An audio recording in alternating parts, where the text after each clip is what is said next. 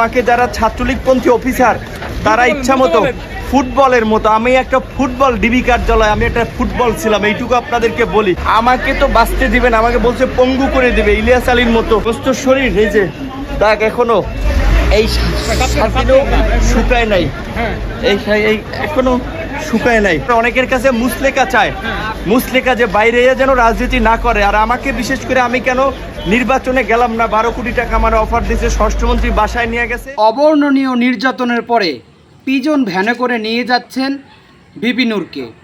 এমতো অবস্থায় সাংবাদিকদের প্রশ্ন, আপনাকে জালিমের জিন্দানখানায় কিভাবে নির্যাতন করা হয়েছে আমাদেরকে তার একটু বিবরণ শুনান।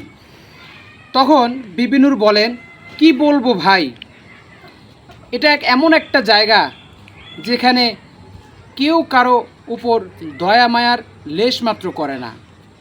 সেখানে ঝুলিয়ে কারেন্টের শর্ট দেওয়া হয়, হাত পা বেঁধে গরুর মতো পেটানো হয়। আর আমি তো একটা ফুটবল, আমাকে ফুটবলের মতো লাথি মেরে একবার এপাশে নেওয়া হয়েছে, আর একবার লাথি দিয়ে ওপাশে নেওয়া হয়েছে। আমাকে ফুটবলের মতো তারা খেলেছে। আমার কি অপরাধ ছিল? আমার অপরাধ একটাই, আমি কেন নির্বাচনে অংশগ্রহণ করিনি। আমাকে তারা 12 কোটি টাকার অফার দিয়েছে, কেন আমি গ্রহণ করিনি, কেন আমি নির্বাচনে অংশগ্রহণ করিনি। তাদের লক্ষ্য ছিল আমি নির্বাচনে অংশগ্রহণ করব, বিনা ভোটে দুর্নীতি করে বা যেভাবেই হোক তারা আমাকে একটা পদ দিবে, পাশ করিয়ে তারা একটা মন্ত্রী এমপির পদ দেবে, আমার জবানকে বন্ধ করে দেবে। কিন্তু আমি তাদের এই ঘুষের টাকা গ্রহণ করিনি, আমি তাদের এই কুপ্রস্তাবে সাড়া দেইনি। আমি সত্যের পথে অবিচল ছিলাম। কেন আমি সত্যের পথে অবিচল ছিলাম? কেন আমি ঘুষ খাইনি? কেন আমি তাদের কথা মেনে নেইনি? কেন আমি নির্বাচনে অংশগ্রহণ করিনি? এটাই আমার দোষ। তাই আমাকে তারা এমনভাবে নির্যাতন করেছে এবং বলেছে তারা আমাকে চিরদিনের জন্য তারা পঙ্গু করে দিবে। শুধু তাই নয়, তারা আরও বলেছে যে আমার মতো 1-2টা ভিপি নূর না থাকলে কিছুই আসে যায় না। তাই তাদের ইচ্ছা আমাকে বারবার রিমান্ডে এমনভাবে প্রহার করা যেন আমি চিরজীবনের জন্য পঙ্গু হয়ে যাই, কখনো যেন যারা দায়িত্বে আছেন তাদের বিরুদ্ধে আমি কথা বলতে না পারি। এটাই হলো তাদের লক্ষ্য। কিন্তু একজন মানুষকে অন্যায়ভাবে জুলুম করলে তার কী ফলাফল হয় সেটা হয়তোবা তারা জানে না। আসুন এ বিষয়টি আমরা রসুল করিম সাল্লাল্লাহু আলাইহি ওয়াসাল্লামের জবানেই শুনে নেই। আমাদের নবী রসুল করিম সাল্লাল্লাহু আলাইহি ওয়াসাল্লাম বলেন, ইত্তাকি দাওয়াতাল মাজলুম, তোমরা মাজলুমের বদদোয়া থেকে দূরে থাকো, মাজলুমের বদদোয়াকে ভয় করো। কেন ভয় করবে? ফাইন্না লাইসা বাইনাহা ওয়া বাইনাল্লাহি হিজাব, কেননা একজন মাজলুম ব্যক্তি আর আল্লাহর মধ্যবর্তী কোনো পর্দা থাকে না, কোনো ফারাক থাকে না। যখন মাজলুম নির্যাতনের শিকার হয়ে চোখের পানি ঝরায়, বদদোয়া করে, তখন সাথে সাথে আল্লাহর দরবারে সেই বদদোয়াটা কবুল হয়ে যায়। ইতিহাস সাক্ষী, কখনো জালেম তার জুলুমের শাস্তি না পেয়ে কবরে যায়নি। জীবনের কোনো না কোনো সময় সে তার অপরাধের কৃতকর্মের প্রায়শ্চিত্ত শাস্তি তাকে অবশ্যই ভোগ করতে হয়। কোরআন ও হাদিসের দলিল দ্বারা এটাই প্রতীয়মান। সুতরাং আমি যারা নির্যাতন করছেন, যারা দায়িত্বে আছেন, তাদেরকে বিনয়ের সাথে আমি অনুরোধ করব, মেহেরবানি করে আপনারা কোরআন ও হাদিস অনুযায়ী নিজেদের জীবনকে পরিচালনা করুন এবং যা ইসলামে নিষিদ্ধ তা থেকে নিজেদেরকে বিরত রাখুন। সত্য ও সরল পথে নিজেদেরকে পরিচালিত করে দুনিয়া ও আখিরাতের সফলতা অর্জন করুন। চলুন এ বিষয়ে কিছু বক্তব্য ও দৃশ্য আমরা ভিডিওর মাধ্যমে দেখে আসি। রিমান্ডে নিলে ব্যাপক টর্চার, ঝুলাইয়া গরু ছাগলের মতো ঝুলাইয়া কারেন্টের শক দেয় এবং সিনিয়র জুনিয়র নাই, চট থাপ্পড় গরুর মতো হাত পাও বাইন্দা পিটাইতেছে।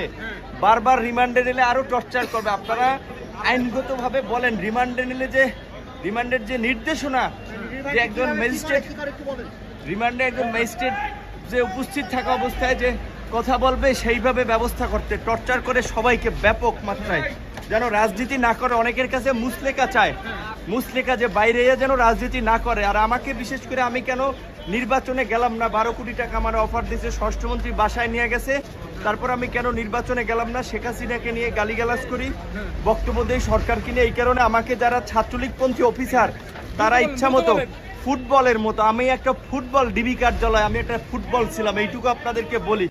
এখনো যদি আমার সমস্ত শরীর এই যে দাগ এখনো এই সাথেও শুকায় নাই, এই এখনো শুকায় নাই।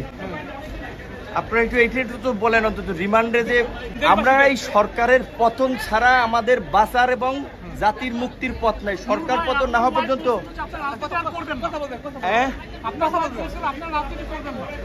আমাকে তো বাঁচতে দিবেন, আমাকে বলছে পঙ্গু করে দিবে ইলিয়াস আলীর মতো। যদি আমি ওদের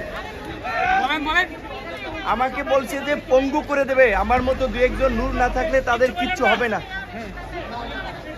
আমি শুধু এইটুকু বলি যে আমার শারীরিক পরীক্ষা করার দরকার, চিকিৎসা করা দরকার। আমার ইনজেকশন পুশ করছে, এটি কি স্লো পয়জন? আমাদের সমাজে আমরা দেখি যার যতটুকু পাওয়ার আছে সে সেখানে তার পাওয়ারটা খাটায়, পাওয়ার খাটাইয়া সে অন্যায় করে, অবিচার করে, জুলুম করে। যে যতটুকু পারে, যাকে আল্লাহ যদ্দুর পাওয়ার দিয়েছে সে তদ্দুর জুলুম করে। কেউ বড় জালেম কারণ সে বড় পাওয়ার হোল্ড করতেছে, কেউ ছোট জালেম কারণ সে ছোট পাওয়ার হোল্ড করতেছে। দুনিয়াতে যদি কেউ কারোর প্রতি জুলুম করে, এর বিচার আল্লাহ তাআলা আখিরাতে তো করবেনই। আয-যুলমু যুলুমাতুন ইয়াওমাল কিয়ামা, কিয়ামতের দিন দুনিয়ার এক একটা জুলুম বহুমুখী অন্ধকার হয়ে মানুষের কাছে হাজির হবে। কোনো আলো সে দেখতে পাবে না, বিপদ তার সামনে আসবে। আর আল্লাহ লানাতুল্লাহি আলা যালিমিন তো আছেই। এত কিছুর পরেও মানুষের প্রতি যদি আপনি অবিচার করেন, জুলুম করেন, দুনিয়াতে আল্লাহ নগদ শাস্তি দেন।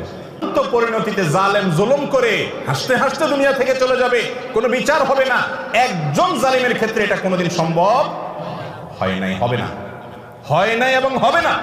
নবী সাল্লাল্লাহু আলাইহি ওয়াসাল্লামের ওয়াদা, জুলুম, অবিচার, অত্যাচার, লুণ্ঠন এবং দুঃশাসন, অপশাসন, মানুষের প্রতি মানুষকে কষ্ট দেওয়া, এই কাজগুলো যারা করে আল্লাহ তাআলা তাদেরকে দুনিয়াতে শাস্তি দেন, আখিরাতে তো আছেই।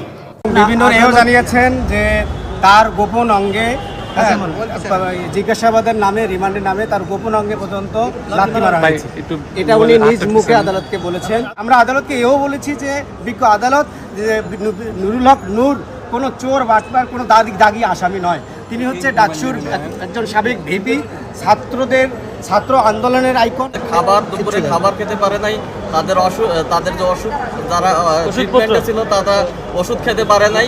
এইভাবে অমানবিকভাবে তাদেরকে পশুর মতো আজকে টেনে নিয়ে আসা হয়েছে আদালতে, এবং সেই সঙ্গে আজকে আবার তাদেরকে 5 দিনের রিমান্ডে দেওয়া হয়েছে। আমরা আশঙ্কা করছি যে তাদেরকে ফার্দার যদি নির্যাতন করা হয় তাহলে তাদের জীবনহানির আশঙ্কা আমাদের নুরুল হক নূর নিজেই করেছেন, যে আমি হয়তো মরে যাব, আমার যে শরীর আছে সেখানে যদি আরেকটা আঘাত লাগে তাহলে চামড়া পচে যাবে, এই ধরনের কথা বলেছেন।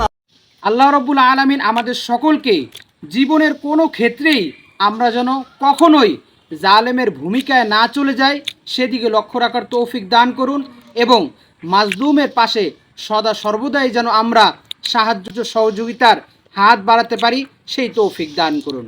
এই বলেই আমি আমার আজকের বক্তব্য শেষ করছি। আমিন ওয়া আখিরি দাওয়ানা আলহামদুলিল্লাহি রাব্বিল আলামিন। ওয়াসসালামু আলাইকুম ওয়া রাহমাতুল্লাহি ওয়া বারাকাতুহু।